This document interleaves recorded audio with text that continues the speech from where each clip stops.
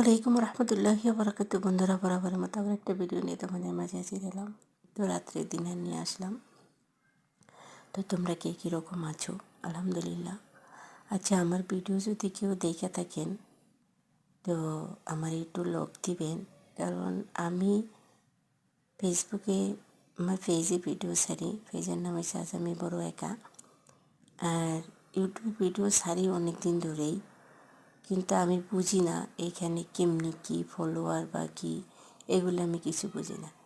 যদি কারো জানা থাকে তাহলে আমার একটু কমেন্ট করে জানাইবেন, ঠিক আছে? আমি শুধু ভিডিও সেরেই যাচ্ছি, অন্যের ভিডিও দেখছি, লাইক করছি, কমেন্ট করছি, কিন্তু আমি জানি না আমার কে কে করছে, এটা আমি বুঝি না।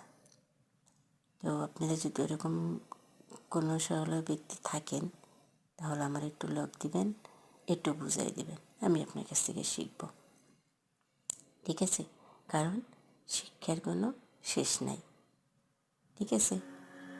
শিক্ষার কোনো শেষ নাই,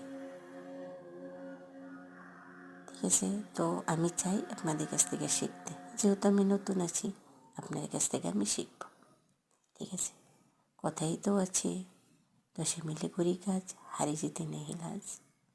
তো সবাই মিলে ঝিলে যদি করি তাহলে হেরে যাব কেন? হারব না। তো আমার কথা হয়েছে এটাই। আর একটা মেসেজ আছে, সামনে রোজা আসছে, আমরা ওয়াদা করব সবাই রোজা থাকবো, নামাজ পড়ব, কারোর সাথে মিথ্যা কথা বলবো না, কারো গিবত করব না। রোজা থাকা শুধু না খাইয়া থাকলাম এটা না, রোজা থাকা হয়েছে সব কিছুর থেকে ত্যাগ থাকা।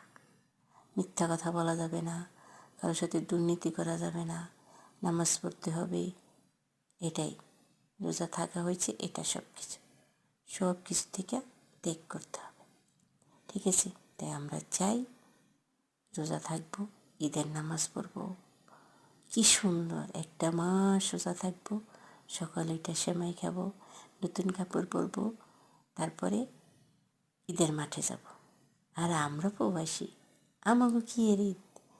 আমাকে শুকনারও সাইডেরটি, পিচারও সাইডেরটি, আমাকে কোনো ঈদ নাই রে ভাই, আমাকে কোনো ঈদ নাই।